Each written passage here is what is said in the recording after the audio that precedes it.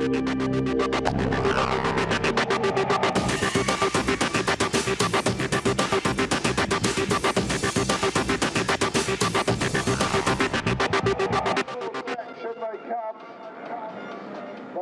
left and look at the crowd along there.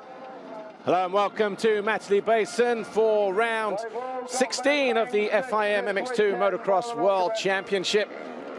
My name's Paul Malin. You join us live at Matterley Basin, the circuit in the south of England, just outside the centre of Winchester. This round 16 of the FIM MX2 World Championship returns to England for the British Grand Prix.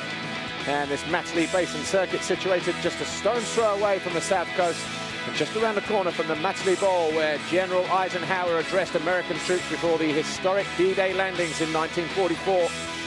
Almost 70 years on, and these fields will play host to battles of another kind involving the best MX2 riders in the world. A week ago, Australia's Dean Ferris entered himself into the history books by becoming the 4th Australian to win a motocross Grand Prix, following in the footsteps of Jeff Lees, Chad Reed and the late Andrew McFarlane. But this weekend he'll look to do it on a circuit he's never ridden at before. And if he's to win today, it won't be an easy task, as Jordi Tixier, Jose Boutron, Christophe Charlier and the rest will all be looking to make their own piece of history by winning a GP for the very first time. We saw the speed that Max Anstey had yesterday, so and he can get himself. We had a wet start to the morning, but the rain has disappeared. The circuit is just starting to come good. It's sticky, it's tacky, it's bumpy, there's a lot of ruts. A little bit of work might have just gone in the last few minutes in between this race and the 125 European Championship race that we just saw a moment ago.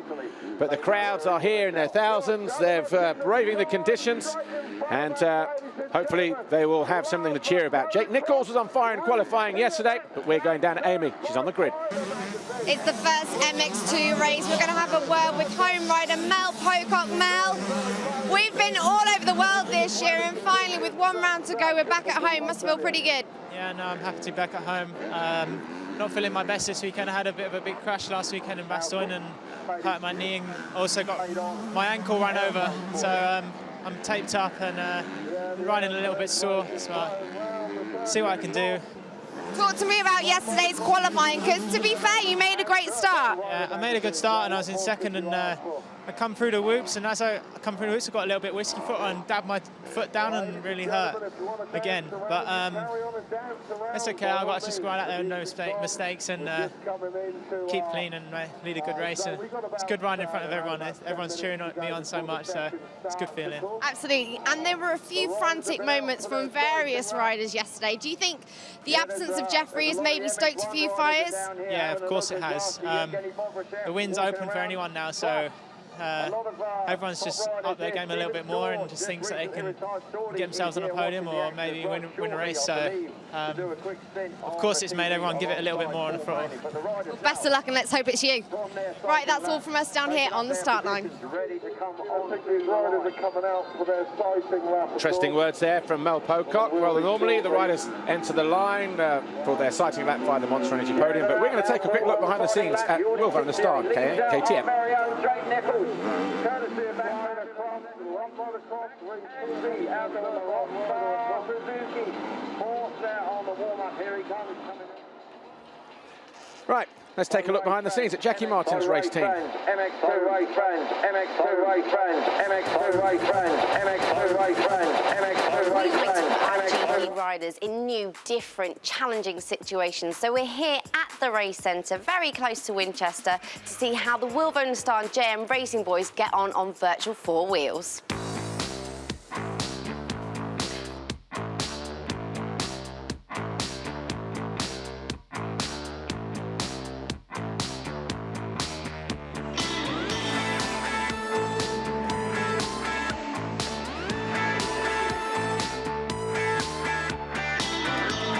I wouldn't say it's gone against me, as in, you know, like, yeah, you know, I'm a firm believer in you make your own luck and everything like that. Well, that was a good save. It's just been so up and down, you know. Every time I've got a little bit of confidence, I've either had a crash or a little knock or, you know, a mechanical problem of some kind, and it's just been a roller coaster, literally the whole way. Like I have rode, that was a better lap. I have rode the best I ever have in my career. It's just I haven't been able to put it on paper, you know, and it's been frustrating because every week I think, oh, you know, I feel really good, and then yeah, something happens, and I think, man, but I am riding a lot better than I did last year. But last year I was able to, you know, finish more consistently, whereas this year, like I said, it's just been up and down, and it's actually proved worse off.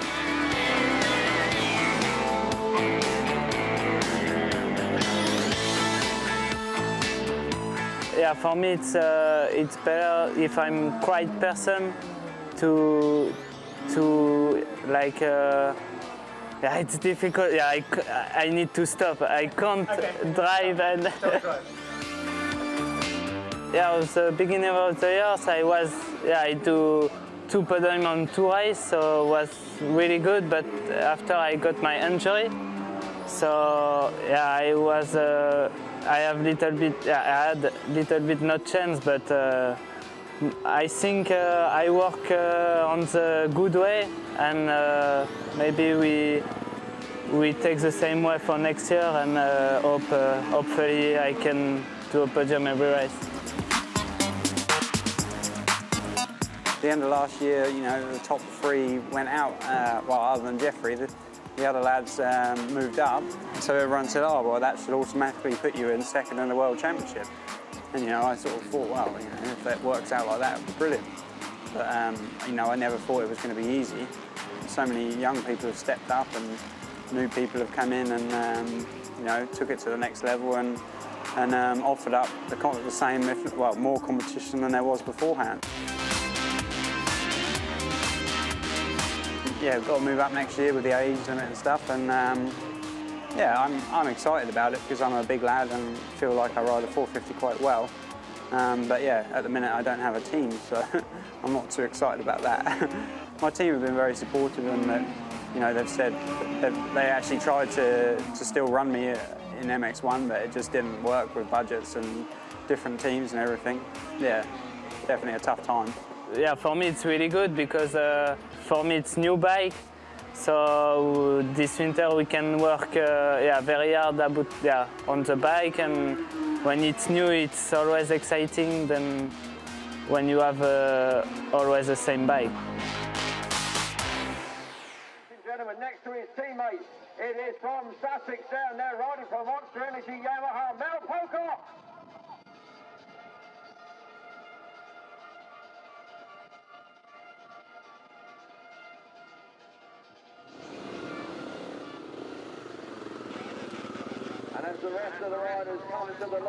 MX2 riders down on the grid then as they prepare to do battle here, round 16 of the FIM MX2 Motocross World Championship. It's the British Grand Prix at Matterley Basin with me, Paul Malin. Alongside me is Jeff Perritt. Jeff, this is how they lined up after qualifying yesterday. Jordi Tixier was in dominating form. Jake Nichols took his best qualifying of the season ahead of Jose Boutron, Roman Febvre, Max Anstey and Glenn Koldenoff. But Dean Ferris had a big moment over the triple, the step down after the Monster Energy across the front of the start gate area. Had a big moment, picked himself up, but remounted in 8th, the guy who finished the Belgian Grand Prix a week ago as an overall winner. I think he'd still be really confident. I mean, that would have definitely shook him up a little bit. That triple down, as we're looking at the picture here, you know, it's a long way down off that, and he went off the track. Well, our drone cam there just giving it the images above the start line area. Other notable performances, well, Christophe Charlier and Mel Pocock had a bit of a shindig up in the middle of the circuit as they battled over 6th and 5th place early on as well. But this is the race that we're all waiting to see now. MX2 race 1. No Jeffrey Hurling, so somebody else could put themselves into the history books this weekend with a fantastic performance in this first race and maybe the overall Grand Prix. Dave Nichol, our FIM race director, gives a signal for the 5-second board to be hoisted up. Somebody there, Lupino or Tonus, trying to get that bike started. And his first ride back from injury, he can't get that machine fired up, and it's Boutron who's on the inside, but the get Athena whole shot line coming out of the turn. It's going to be Dean Ferris, I think, yes. So Ferris on the Monster Energy Yamaha pulls a big hole shot as Arnold Tonus struggles to get that CLS Monster Energy Pro Circuit Kawasaki fired up. Not sure if he stalled it or what, but or maybe even just had the engine turned off, waiting for that's a shame. the 15-second ball to go up. But Jeff Perrett, not the best start for the Swiss. Not for him, but he looked good yesterday on his first ride back in qualifying, you know, just steady, but he always looks steady. That's a shame for him. I'd like to see, because now the track is so technical, it would have fallen into his hands pretty well, I would have thought. Dean Ferris heading downhill on the Montreal Yamaha. And stepping up into the first turn, is it Tixier just behind? No, Boutron in second. Pocock round the outside in third as Tixier goes up the inside in fourth. Comes out in fourth as well. Then it's it's Jack Nichols is next, just here. Number 45. So Nichols on song, being urged on by the crowd. He would love to get on the podium with Jake Nichols. A little bit further down, Glenn Coldenofton and Ferrandis, Elliot Banks-Brown also in the top 10 as they go through the wave section. Christophe Charlier, 9, Tim Geiser, Maxime Dupre, but Pocock and Nichols at the moment. Oh, Nichols up the inside of Tixier. So Nichols on fire. And a good move as well. He seized his opportunity, and I'm just looking to see, is that raining outside? No, I don't think it's just a little bit of mist. Ferrandis around the outside, Charlier just behind him. So Pocock third, just here, the 119, and Nichols up the inside, challenging his fellow countryman. And Nichols lands it, and he lands in third place. He is on a charge, Jeff Perrett. He is. I spoke to him earlier because I just want to talk to him about how he's getting on, and he said he's not overly fussed about mud. He's not saying he's a good mud rider, but he just says, I do okay in it. I'm not, and I think that, he's strong. Obviously, like I said, he's one of the bigger riders in this class, and Jake is hungry. It'd be great to see him on the box because obviously moving up next year. Yeah. Well, over the line then for the first time, Dean Ferris has a marginal advantage over Jose Boutron. Jake Nichols and Mel Pocock was looking down as he came out of the penultimate corner then. Not sure if he just went too deep into the rut and picked something up around the foot peg brake area, something like that. But Dean Ferris, was he tripling? I think they are. Their top two were still tripling out after yesterday's incident as well. Yeah. Credit to him for that because he ran straight off the track. It was scary stuff.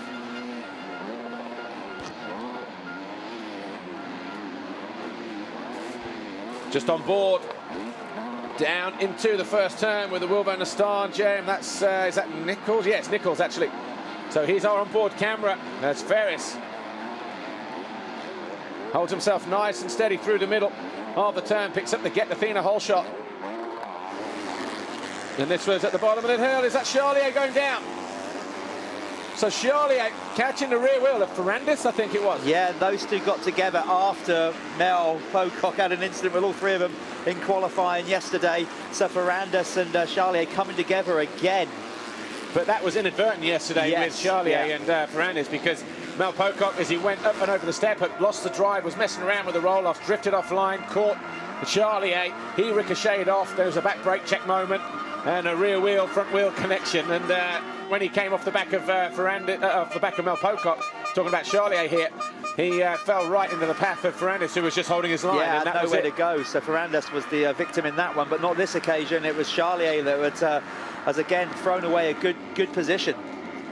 He's stepping down towards the end of the first official full lap. Dean Ferris, Jose Boutron, they're second, first and second. Jake Nichols, though, 45. He's in third place. As he said in his team report just a moment ago, he's without a ride in MX1 next year. He's got to go up. I asked him about that, I said, do you feel any extra pressure because you're in the shop window? And he's like, look, I can't start thinking about that. I've just got to go out there and ride the best I can and just finish the season and then hopefully get a deal for next year. Newly selected as well for the Montreal Motocross of Nations at the end of September on the MX2 ride alongside Tommy Searle and Sean Simpson. So again, that's kind of birth of will it be him, will it be Max Anstey? Talking of which, where is Max Anstey? Nowhere in the top 20. So Anstey, just check to see where he is. But there's a lot of noise out on track, but Max Anstey, 23rd, well, he's actually just come over the line now. Inside the points in 19th. Well, oh, Tixier's down. Tixier's had a big moment. And that is at the end of pit lane, and he's gone through the front door, it looks like there, and Tixier is a little bit second hand. So Tixier, who came through in 6th, has gone over and over and over, and he's ripped the shirt off of his back. Well, look where his bike's ended up. So he must have hit those braking bumps and just, gone over and over. The bike's gone over and over, hasn't it? Very, very lucky then by the look of things. Just taking a moment to check himself. But he goes out of 6th place, Jordi Tixier. And a second opportunity now to win a Grand Prix without Jeffrey Hurlings around has gone begging. Yeah, he's rung his bell. And the rider knows, don't they? You know, when they, like, if he's still sat there, then he's clearly... And you look at where that shirt's been ripped as well. There's obviously been impact there as well. So here's Jake Nichols looking to size himself up, going around the outside. But then slots into that long, deep rut. Oh, Charlier down again. Bad to worse. Out of the points at the moment, Charlier. And that is up here in this left-hander coming up into turn 7. The step up. And then, well, out of the turn, actually, stepping down just before the quad. Right in the centre of the arena. It's turning into a weekend that he'd want to forget. Playing into the hands of Boutron, because Boutron is 31 points clear of Charlier in that battle for third position. And Boutron there, on number 17, picking up 22 points potentially. That's going to take it to more than 50 points going into the second moto today, with 75 points up for grabs. And obviously that's been Boutron's focus. Oh, getting into Monticelli. That's what happens when you make mistakes. Just keeps, all weekend, it just keeps happening. He's like riding a magnet. into it. He is, yeah. Look at the state of that KTM of Tixier. No front mudguard, front plate. He's up. That's the main thing. He's up on his feet. There's going to be some grazes there, I think, as well. Might. I wonder if the bike. I wonder if he did go over the front and then the bike hit him in the back, maybe. Or it might have been he was in a collision with somebody else and ricocheted and the bike's bounced off and that kind of thing. Normally we'd have a camera down there, so now that he's up and ready, maybe we've got a replay of it. I don't know. But 2:05.7, the fastest man on track by a country mile is Dean Ferris. And after his big off yesterday, I tell you what, that's because he wasn't jumping that step down anymore after that when he got going, unlike Boutron, who had a moment similar but saved it. But he's back doing it now, and yeah, it was a big moment for Dean Ferris. Went straight through the foot toward him, you know, just beat them out of the way. It was like a car crash. Did well to get up from that. That he was would have definitely shooken him up. Yeah, in that crash. Had to let it go. It was almost like road race-esque, wasn't it? You know, when you see the guy hanging off the side of the bike, thinking, I need to let go, I need to let go, and he was actually trying to run alongside the bike, but at that speed, no chance. You'd have to be Usain Bolt to run alongside the bike at that speed.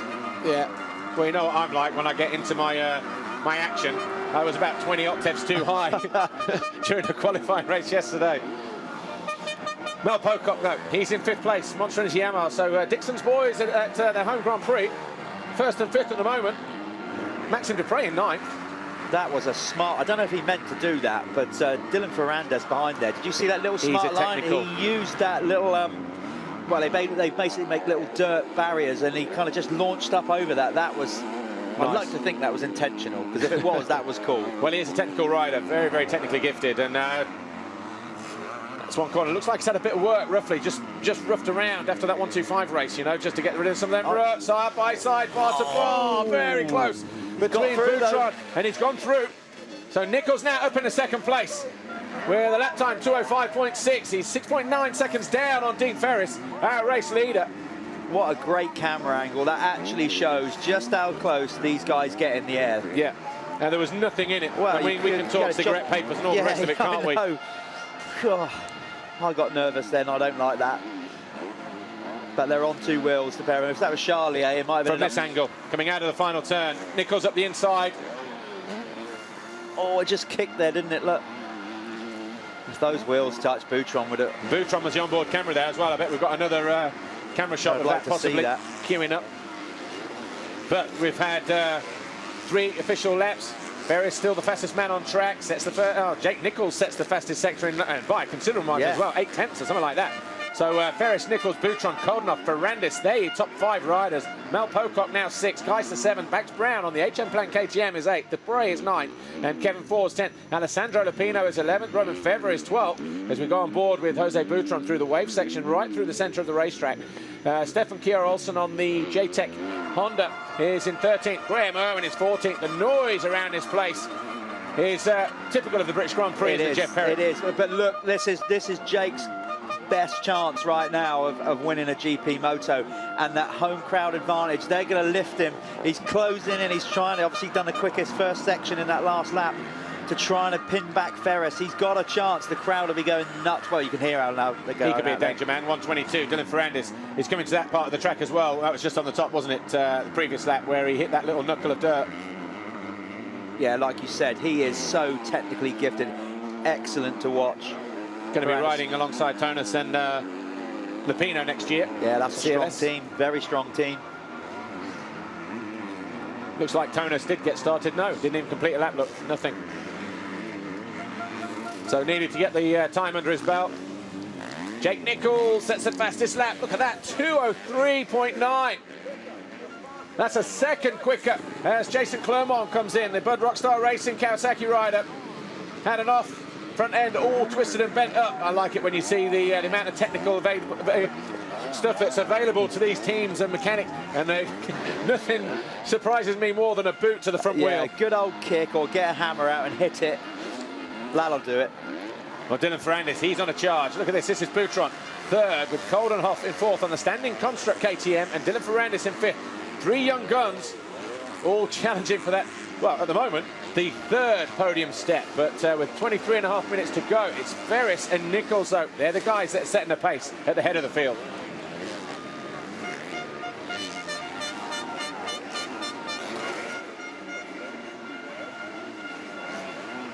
Dylan Ferrandis looking to make a move around the outside of Glenn Coldenhoff on the Rockstar Bud Racing Kawasaki, the 122. He got hung up in a rut there, but then he was slow in and fast out and makes that time right back up. Jeff Perrett, we're seeing some exciting stuff from these kids in MX2 now, aren't we? Oh, you know, Hurlin's breed apart. He's gone out, you know, and then just more focus is now on these guys to go for the race win. And there's some super talented riders in this class, no question about it. Ferrandis is clearly one of them, you know, he's got a bright future ahead of him. Like I said, going on to that team next year. Yes, he's sticking with Kawasaki, but that's a strong team to try and challenge KTM next year. Yeah. I think it was just offline, wasn't he, on that previous time, a couple of laps ago, when he probably just caught that little knuckle of dirt. But these three guys here, Boutron 17, Coldenhoff 2:59, and Ferrandis 1:22. They are about 3 and 4 seconds down on Jake Nichols, who was 5 seconds down on Dean Ferris last time around, but more importantly was the fastest man on track, fastest lap of the race as well. And is he going to do it again? It's a 2:04.9 for Ferris. Jake Nichols comes over the line, 2:04.3, so another 0.6 of a second. That gap now down to just 4.6 seconds. So a lot of noise out on the circuit here at Matchley Basin. Such a vast area as well. That was a double quad combination over the Dragonback yesterday. That is with the rain that we've had. You have to start, again, TV not doing it justice. If you were stood there, that Dragon's Back thing is insane. Jake Nichols, or is Boutron and Nichols were on board with both guys actually, but Boutron just showing you what it's like to get over that triple step down as well. I was just there watching over the weekend, just thinking, if you clip your wheel, well, you don't even want to think about that as a rider, but it's so much technical ability to hop up over that like they are. Coldenhoff tried to take the short route round the inside as Boutron went round the outside. Managing just to hang on to second position. I'm sure Boutron would have been told that Charlier, his rival for third place in the championship, which Jose Boutron currently resides in at the moment, 31 points clear of the Frenchman. They would have told him, his pit crew, that Charlier is out of the points at the moment, so you can just relax and ride your own race. Problem then, of course, is, you know, what's the mental mindset? Does he sit there and think, oh, third place, it's almost on the table, lose the front, down, bang, gone, makes his own mistake. But he's had a good lap here because he's put some distance between himself and Glenn Coldenhoff. Not much, though. Coldenhoff closes right back in on that standing construct KTM. He's had 2 podiums in the last 3 rounds as Glenn Coldenhoff, who's 5th place in the championship, 3rd in Germany, 3rd in Belgium a week ago. I think this circuit is more technical than it's ever been this weekend now. Yeah. You can tell just that it's so hard to get traction down, and you can see the shiny, Ferrandis is doing that on purpose. That is awesome. Just those shiny areas, and it's mixing up. There's some dust areas coming up, but it's going to do him. Wow, that was a good move. Looked like he wasn't going to make it, but Boutron taking the double round the outside, or the tabletop round the outside. See this corner, how rutty it is. They've tried to work on it as best they can, but Ferrandis at the inside of Boutron as well. So Boutron going from 3rd to 5th in the space of a couple of corners. Just needs to settle down now. How much time is behind those guys? About 3 seconds further back is Mel Pocock. Just goes to show how tight it is. He obviously thought, okay, I'm just going to overtake. I'm going to try an outside line, and that opened the door for Ferrandis. And like that, in 2 corners, he's lost 2 positions. Ferrandis sets the fastest lap of the race again at 2:03.1. Opens that gap up to 6.5 seconds. Coldenhoff is just to the left. Going to square off the inside of Boutron. He'll be on the right-hand side just now. Good move from the Dutch kid, who's looking forward to going to Lierop in a couple of weeks' time. I know that much. I bet he is, yeah. Because if Hurlings isn't there, he could potentially win that Grand Prix. Not sure how the state of the shoulder injury. It's a cracked or a broken shoulder blade, isn't it, with Hurlings? Yeah. Some said he was out on the bicycle already this week, riding around. Well, no, he might be. Obviously, home GP, he's got nothing to prove, clearly. But, but if he's going to go there, you'd want him to be somewhere near 100%, so he can just go and say, I'm still the fastest man in the sand, even with one arm. Yeah, I'm sure he could still ride round there with a broken shoulder blade and still be pushing on for the race win. We have got a decent crowd out there on the bank. Just having a look out the window. Here's Jake Nichols responding to it as well. The Wilvo Star JM Racing KTM. Number 45, Jake Nichols, wearing a little bit of red, white and blue for his home race this weekend as well. Elliot Banks-Brown just going through. He's still in 8th place on the HM Plank KTM, just ahead of this guy here, 300, Alessandro Lupino, and the 141 Monster Energy Yamaha of Maxime Dupre. So Lupino's gone through into 9th now, that lap. Oh, that's Elliot at the front of that. Yeah. Banks-Brown, in 8th place. Yep. So Lupino finding a way past Dupre. And Pocock in 6th position. So that's pretty cool. 3 Brits in the top 10. Anstey's made a mistake. He was 17th a minute ago. He's now down in 20th. But Nathan Watson in 17th in his 2nd ever MX2 Grand Prix. So he's looking good. This youngster. Wonder how much of that is down to the technical ability of this circuit as well. Because again, he's another technically good rider, isn't he? Yeah. And most people have already been saying, oh, Nathan's probably just really got it in the sand, and that's not fair. You know, he's proved already that he's coming on really well, Nathan Watson. And through his youth career, pretty much been in the shadow of his younger brother Ben. So it's good that, you know, now it's the kind of role reverse. Ben is now playing catch up to Nathan, and I'm sure those two brothers will be around for a long time. Yeah.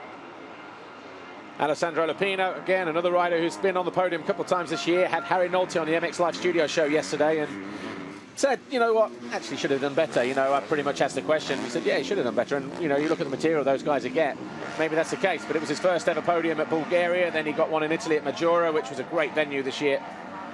A lot of atmosphere there as well, helped on by the fact that this guy got on the podium on that green Kawasaki. And also Tony Cairoli and Gauthier Paulin had their battle in MX1. But Lupino, though, got his eyes set on Elliot Banks-Brown at the moment. The number 44, who makes a mistake, runs offline and almost into the side of Lupino. But Lupino, the faster man on track, you would think. Out of these two guys, 209 for Elliot Banks-Brown, 207 for Lupino. But Elliot Banks-Brown, again, responding to the crowd. The defending champion and current points leader. Of course, that's going to go down to the wire at Farley Castle on October the 6th. Ooh, a bit short there for Lupino. Goes to the inside. Does he get the pass done? Yeah, takes the front end away from Banks-Brown and moves himself up into 8th place. Good bit of riding there from the Italian. Yeah, he looked to be looking for the heavier soil of Lupino. He doesn't, you know, that last lap, watching him ride around, he's trying to stealth the shiny stuff. So Alessandro Lupino then charges up into 8th position. Dean Ferris continues to lead, though. He's 6.5 seconds clear of Jake Nichols, with Coldenhoff in 3rd, Ferrandis 4th, Boutron 5th, and then Mel Pocock, Tim Geiser on the Marchetti Racing KTM, Elliot Banks-Brown, who's just been overtaken by Lupino, and Maxime Dupre ran out the top 10. Kevin Forbes is 11th, Roman Febvre is 12th, Stefan Olsen, Graham Irwin on the Heads and All Thread Suzuki is 14th. The Evotech Stevens KTM of Steve Lenoir, based in Britain. The Frenchman, Harry Coulas on the Sarkar KTM, Nathan Watson HM Plank KTM, Max Anstey on the Rockstar Energy Suzuki, Petr Petrov on the Kimia Vandelar Raytech Yamaha, and Robert Just on the Latvia Elchny Honda. That's your top 20 with 15.50 to go.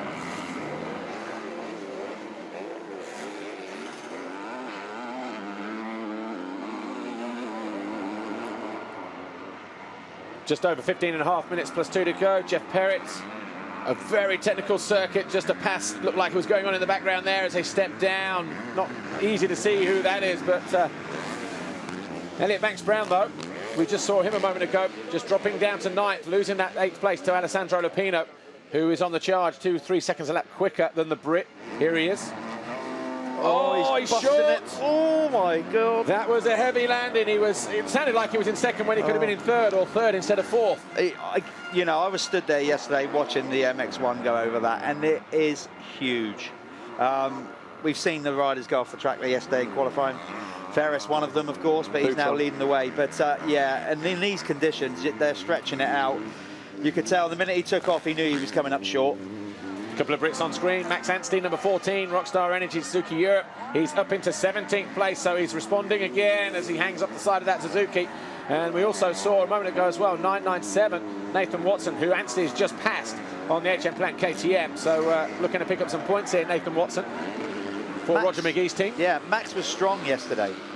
You know, he just can't get a start, and it's been like that all year. I mean, he really was strong in qualifying. Yeah, yesterday. and he was Come a long way 14th off the start then yesterday. Got back to 5th place. But if you get a start, it'd be dangerous.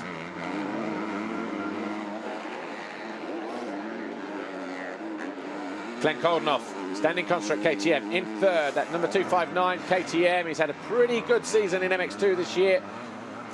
Had a lot of things go his way in terms of he's been able to attend every round of the championship, which he's not been able to do the last 3 or 4 years in all competitions. So Tim Mathis and the boys looking after him pretty well there at standing construct. But this guy here, Dylan Ferrandis, looking to close him down. He's only a couple seconds down on the Bud Rockstar Racing Kawasaki. One of the stars of the future. He's in 4th place at the moment, is Ferrandis here. Double single.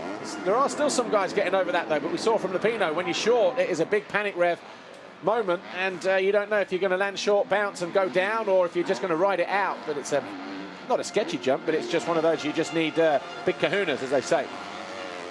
Yes, you do. Just to watch, I think.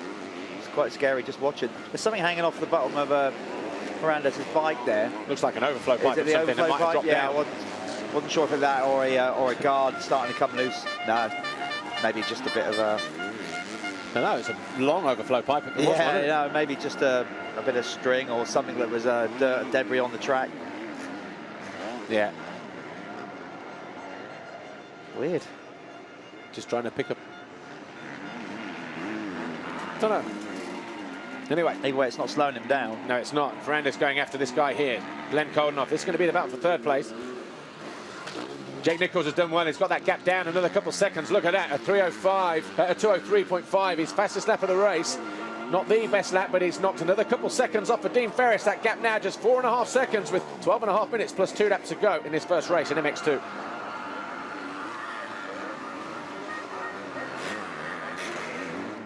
Dylan Ferrandis just looking on the underside of the bike there. Whatever it was, wasn't an overflow pipe. So obviously just picked up a little bit of debris off the side of the track there because, well, rightly it wasn't slowing him down. So couldn't have been anything too serious and nothing as ridiculous as an overflow pipe. But there's Elliot Banks-Brown in the yellow going through. He's got Kevin Fors just behind him and Roman Fevre. So Banks-Brown in 9th. Or has Dupre gone through? No, Dupre's there off the back. So Dupre's made a mistake. Yeah, the gap at the top is coming down. 3.3 seconds. Fastest lap of the race for Jake Nichols, a 203.1. Well, if there was any time that you were going to try and pick up your first race win. If you're going to break your duck, in front of your home crowd is the way to do it. So the crowd over there on the banking, eager to see how this race will pan out. Got Jeff Perrott alongside me, watching out of the windows just to try to pick up the action out on the track outside the window just to give himself a little bit more peripheral vision. But Ferris, Nichols, they are 9 seconds clear of Koldenoff in 3rd. Ferrandis just all over the back of the Dutchman now as well in that battle for 3rd place. Boutron is 5th, Pocock 6th, Geiser is 7th. You know, looking out the window, it's visually definitely becoming much closer. Nichols is on it. No, it's coming down. It might... He is charging. The crowd are going absolutely nuts out there, and he's responding to it. I reckon it's going to be less this time.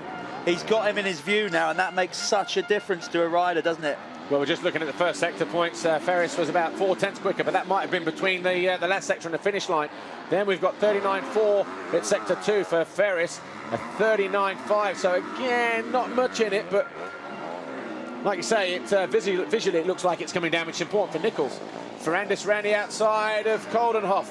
Nice line that from Ferrandis. Staying out of the deep rut.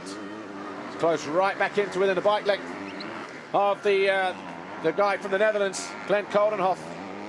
See the chalk just starting to show through on the downsides of these step downs. Ferrandis jumping short, looking to go inside. Koldenoff makes it, irrespective of the fact that he found his way over There's a back marker between Ferris and Nichols. Ooh, Nichols taking a lot of dirt as he went over the finish line. He's Jump there. shaking his leg off. I think he might have a load of dirt stuck on the foot peg or something there. Still only 3.6 seconds though. Didn't hinder him too much. Just 4/10 it cost him. Big leap for Nichols as he drops downhill past the Monster Energy rig. We pick up the battle here for third place.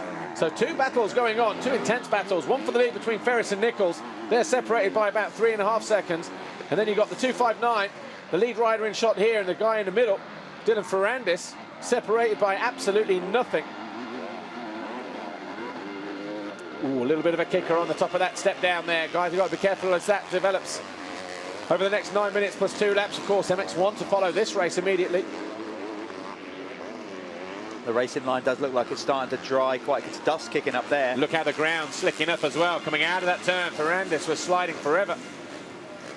Coming out of that turn 6. A lot of noise out on track. Yeah, you can work out where Jake Nichols is on the track right now. 66. Lewis Toombs. Oh, actually, it's not Lewis Toombs this weekend, is it? It's one of the Japanese guys, I think, because Lewis Toombs, yeah, it was Toshiki Tomita. Used to see Lewis Toombs riding the British Championship. But look at this battle here, third place. How long? Surely just a matter of time before Ferrandis goes round the outside here. Over the double jump, he's going to go round the outside here. Look at the difference in line. More corner speed, more momentum. It's dry. He'll turn off there, cut back to the inside as just wasn't able to get it done. Koldenoff just riding a very wide KTM through there, but also a tight one going through that off camber. Oh, it's going to be interesting, isn't it? Waiting for Ferris and Nichols to come over. I'm just going to have a quick look out the window. Looks like Ferris has put some time in between him and Nichols. Actually, it was 3.6. Probably might 4.2 or 3 now, maybe, I think. So 2:05.4 for Ferris, 4:0. So another half a second almost out of Jake Nichols. Dean Ferris takes. Still tripling over there on the far side of the circuit, though, but over the Dragon's Back, Koldenoff and Ferrandis down past pit lane into that final turn across the front of the start straight. Good aerial shot, actually. You see the difference in drive that Ferrandis picked up compared to the KTM of Koldenoff, just different lines. And again, he switches to the outside. Been working the outside. But the important thing here is, Jeff Perrett, not to follow, isn't it? You can follow in those deep ruts and not go anywhere, so you've got to mix it up. You know, you should never follow. You know, the rider in front could always make a mistake, and we've seen that happen quite often where you're in another rider's line and they make a mistake and then they take you down with you. He's working the track, he's trying everything he can for Anders. Is he running out of options, though? Because he's... well, he's lost ground there by maybe, I think that outside line that he's been trying is not working anymore. He needs to look at maybe changing that. Just looking at the sectors between Dean Ferris here and Monster Energy Yamaha and Jake Nichols on the Will van der Star GM Racing. That first sector, 44.869 for Ferris and 44.861 for Jake Nichols. We're talking thousandths of a second. Yeah. Literally. Right now, they kind of, one's going, the other's responding. They're, you know, they really are. They might not be sort of racing side by side, but they are literally going at it.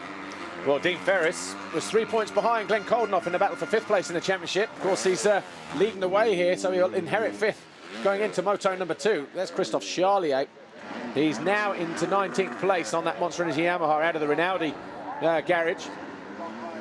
Bad weekend. Had a slap on the wrist from the FIM as well for yesterday's incident. But you know what? He's just as likely to come out and win the second moto. Yeah, absolutely. You know, he's got the speed. You know, put this race behind him maybe and then just go out and just make everyone look stupid in moto number 2. But of course, there's still a ways to go yet. Stefan Olsen, JTech Ester Motorsports rider, finished second in the European Championship to Mel Pocock last year, of course, in the 250 class. Going after Maxime Dupre, another guy that they all had battles with when he was riding a CLS or a Floride Kawasaki.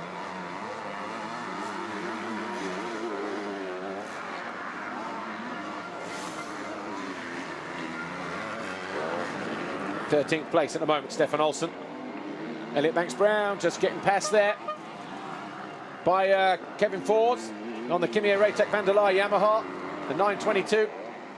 So Kevin Ford then the Belgian. Just having a quick look over at Elliott, and likewise, just to see if he's got enough room.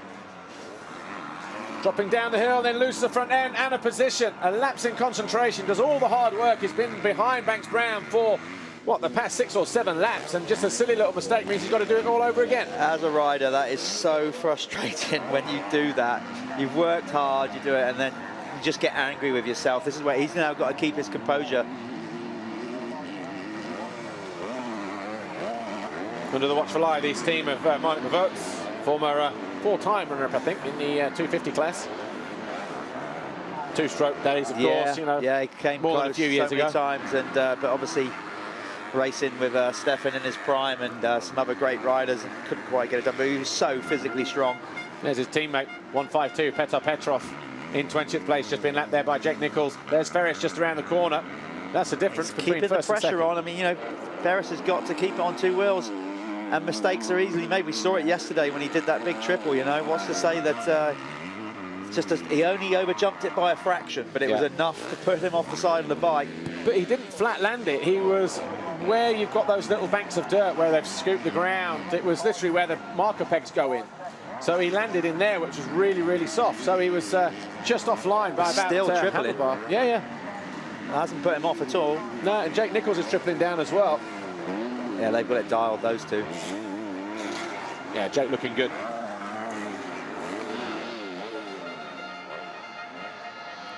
Lots of encouragement for the Brit from East Anglia. He's got 3 minutes to go, and he's 5 seconds down on our race leader, Dean Ferris.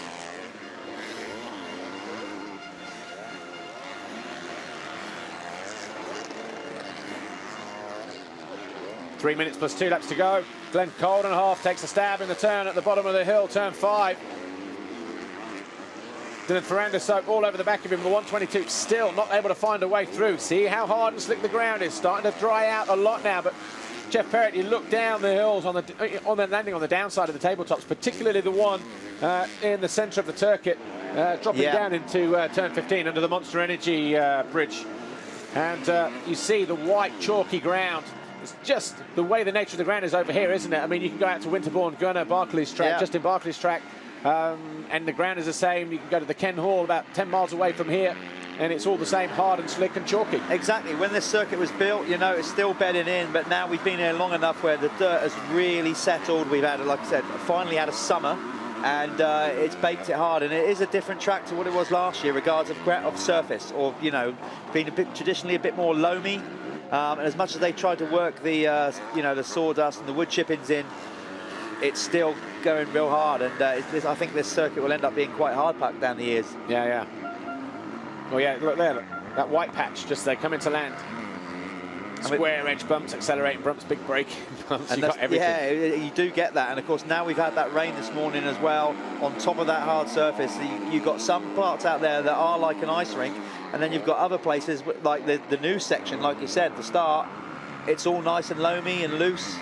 So that you know, it can easily catch a rider out this circuit today. Yeah, Petr Petrov, a lap down, just being caught by Glenn Coldenhoff and Dylan Ferrandis. So the 152 on the blue Yamaha, he's a lap down. He's to get out of the way of Dylan Ferrandis, doing his best to avoid the roost off the rear wheel of Glenn Coldenhoff. But we've seen Dylan Ferrandis drop further back than this and then get back right onto the rear wheel of the standing construct KTM. Look how he's, I mean, I'm not sure if it's that because Petrov is in the way, but he has changed his I think he's realised that outside line has stopped working. Also over on turn 13, the opposite side of the circuit, he was following, but again, maybe there's a back marker there, we'll see next time around. But Jake Nichols looking like he may have settled for second place in this race, because that gap between Ferris and Nichols now 7.2 seconds. Ferris a 2:03.445 that time around on lap 15. Jake Nichols a 2:05.609. So looking good for Dean Ferris at the moment. It'll be a 3 in a row Moto Man. That'll be good news for his team manager, Steve Dixon. Obviously, you know, promoter of this event as well. Got Cosworth here, do his end. What a great advert it is for them, you know, with the all the people from Cosworth to see one of their bikes leading the way. Well, Dylan Ferrandis still going for Glenn Coldenhoff here. Time has ticked up. It's going to be two laps to go when Ferris comes around and just taking a look, he's on the tabletop at the bottom of the hill, coming into the left-hander at turn 16 before the triple into the finish line area. Personal, look at that, fastest sector of the race, Dylan Ferrandis, so he's on the charge here. Sector 2 for Ferrandis. Ferris, though, over the line now. The 2-lap board goes out. Looking good on the Monster Energy Yamaha for the Australian. Double single this time around. Just wondering if it's just getting a little bit too choppy, and a mistake there from Ferrandis as well. Nichols now 8 seconds down. And the gap between him and Koldenhoff is, what, 6 seconds? 8 seconds, sorry. Mel Pocock and Tim Geiser going at it. This is for 6th place. So the 119 in the black, white and blue, just the lead rider and shot here, Mel Pocock. He's on course for a 6th place finish here, but Tim Geiser, former European and world champion in the junior 125 class last year. It's a good ride for Mel, if you know, with the problem he's got with his foot, obviously rutty conditions or whatever. He said yesterday when he stabbed it, you know, put it down on the ground, it really hurt again, so he's trying to ride with that foot up. I'm not even sure which one it is, right or left, but he's doing a good job. Not his best place in the season so far, 5th in Moto #1 in Brazil. So he'll be looking to try and hold on to this 6th place finish, though. Certainly give him a good chance of an overall finish, a decent overall finish. 3 times he's been 7th overall this year in the Netherlands, Portugal and Brazil, so he'd love to break that, get a top 5, maybe top 6. Psychologically, a massive step forward. Yeah, it would be, yeah, absolutely. If he can break into that top 5, you know, this is the pinnacle. This class is a stacked out competitive class, and you know, if you're doing the top 10, you're doing well. Top 5, then you know, the future's looking pretty bright. Talking of which, definitely looking a little bit brighter outside. It was set to be about 22, 23 degrees this afternoon, so doesn't look like we need too much more water down on the track, but we've still got MX1, race 1 to come. We've got the 250 Championship European race. We've got then, you know, second race of MX2 and MX1, so there's still 3 or 4 races to go. Yeah, come those final motos, the track, if they don't get out there and grade it, it is going to be really technical. Yeah, brutal, hard, slick bumps and all the rest of it. We're on a final lap. Farias has gone through. As we're looking a little bit further down the order, 128, Monticelli. And Monticelli, he went down with Charlier, didn't he? In the left-hander, just after the Honda step-up. And he's not in the points either, so...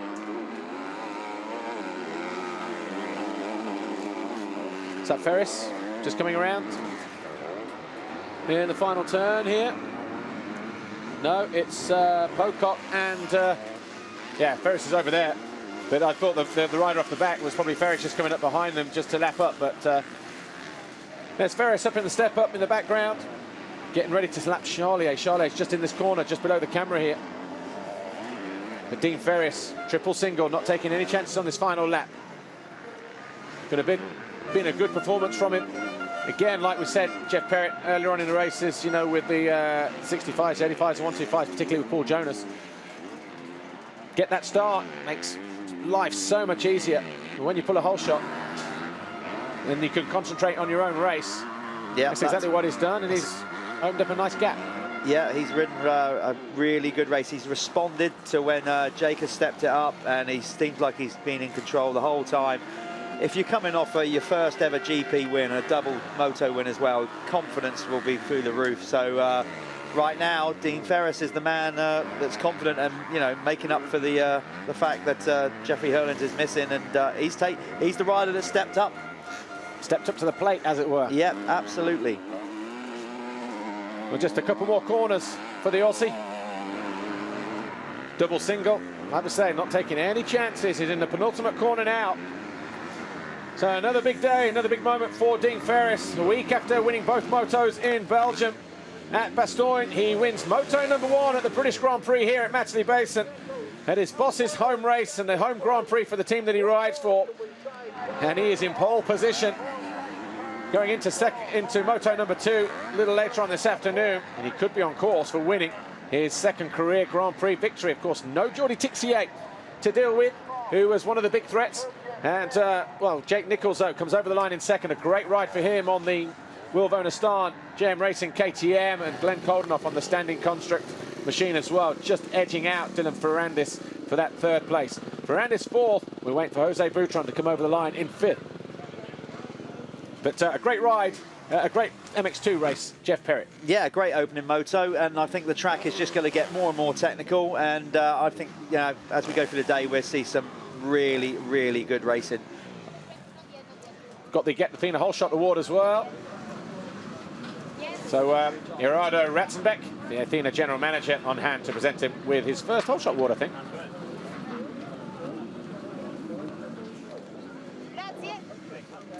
About a half a bike in it. Whoa, bike length. Between him and Jose Butron, who must have the most amount of Get Athena checks hanging on his garage wall at home. But Ferrandis just couldn't find enough to get past Koldenoff in the closing stages. Butron ended up fifth in the end. Pocock hung on for sixth. Geiser was seventh. All unofficial, of course. Lupino, likewise, could only get through to eighth. Roman Fevre was ninth. And Elliot Banks-Brown, best race of the year for him, I think, with a 10th. Kevin Fors was 11th, so obviously made that mistake. Maxime Dupre was 12th. Olsen 13th. Harry Koulas 14th. 15th was Graham Irwin. Good points for him on the heads and all thread Suzuki. Under the watchful eye of Team GB coach and manager Neil Prince. Steve Lenoir on the Evotech Stevens KTM was 16th. Max Anstey, God, he'll be disappointed with that, won't he? Christophe Charlier came home in 18th. Nathan Watson picks up a couple of World Championship points. And Petr Petrov was 20th.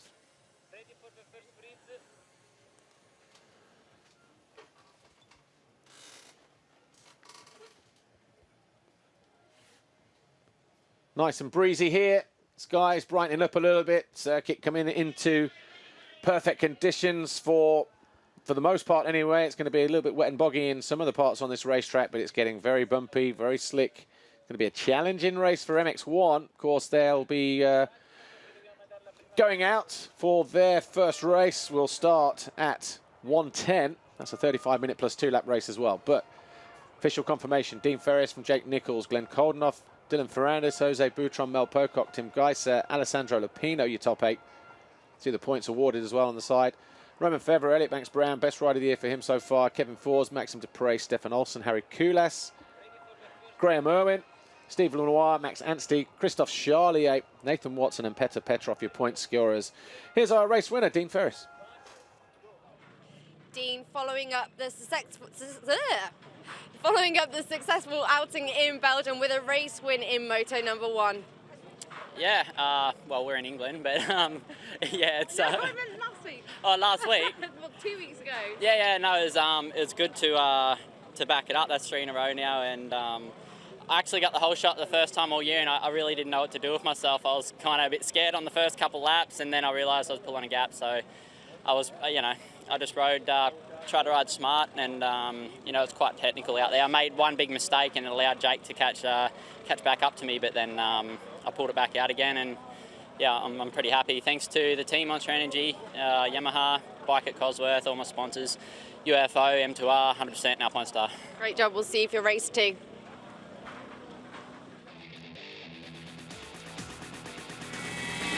So far, so good then for Dean Ferris, the 111 Monster Energy Yamaha rider. Got a good start. Was a little bit nervous, a little bit scared, maybe a bit tentative in the beginning, but managed to settle down, ride his own race. Responded to the threat from Jake Nichols, who got to within a couple of seconds of him at one point, but wasn't to be for Jake Nichols. Might have to wait for the second moto to pick up a potential race win. If that's the case, he could win the overall Grand Prix as well, even if this guy finishes second. That's how it works in the World Motocross Championship. Time points, second race win counts. Well, Jake Nichols was second in this first race on the Will Vonestaan JM Racing KTM. Here he is with Amy. Jake, great job in race 1. It looked as though you were really bouncing off the crowd. Yeah, it was a tough race really. Like, I actually didn't feel that good the whole race, but I think the track's so tricky after the rain. Like Glenn just said, he's finding it difficult too.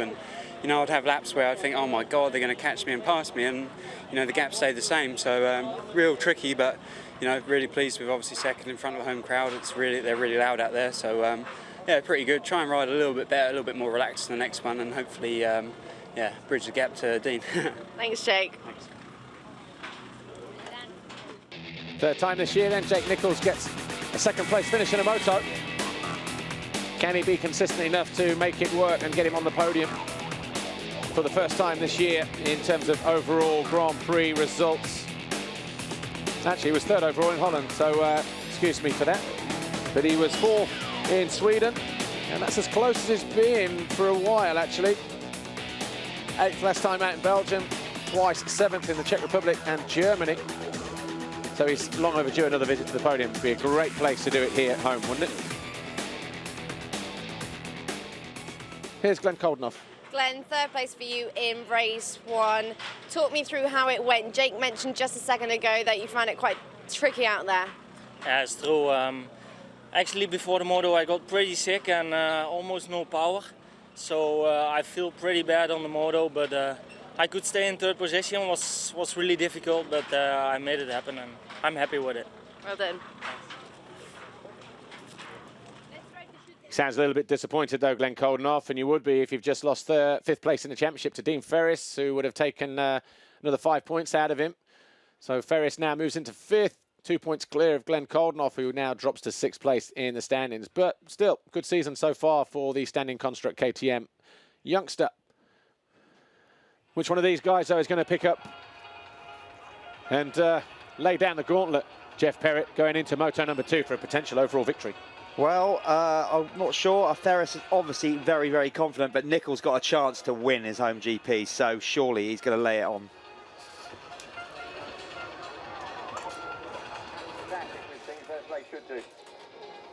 Well, we saw the race result. Championship looks like this. Hurling's obviously world champion. Tixier, even though he didn't score, will stay in second. But Ferris moves up 1 place, pushing Koldenoff back down to 6th. And no change for Jake Nichols, although getting slightly closer to Koldenoff, but not enough to challenge at the moment. Dylan Ferrandis moves up a place as well. So too does Stefan Olsen, Tim Geiset and Elliot Banks-Brown, as Clermont, who came into pit lane for running repairs, loses 3 places in moto number 1 in terms of the overall championship classification. Jeff Perrett, thanks for joining us in here for the 65, 85, 125 European and MX2 race 1. Yeah, you're welcome. Enjoy the rest of the afternoon. Yeah, you've got a lot more to get through. I'm going to go out there and enjoy the atmosphere. So enjoy the rest of the day. Thanks a lot. Cheers, thank you. Well, in a moment, of course, we will be getting ready for MX1, race 1, and I'll be joined by former Grand Prix rider Stephen Sword. So we'll see you then. Don't go away. Wild card riders out here this time, looking at 1 at the moment, number 102 in that signature. But before MX1, this is what happened in MX2. Jose Boutron thought he'd nailed down the get-the-Thina hole shot, but it was Dean Ferris who held a nice line around the middle, came out in first place. There's a good crowd of Brits in there as well. Nichols got himself into third as Tixier crashed out of 6th after 1 lap. Didn't rejoin the race either. Boutron, though, found himself coming under pressure in second place from Jake Nichols. And eventually Nichols seized his opportunity. Coming out of the final turn, it was bar to bar. He got the power down on the KTM and he found a way through into second position. And from there, he tried to close down on Dean Ferris. He applied the pressure as well.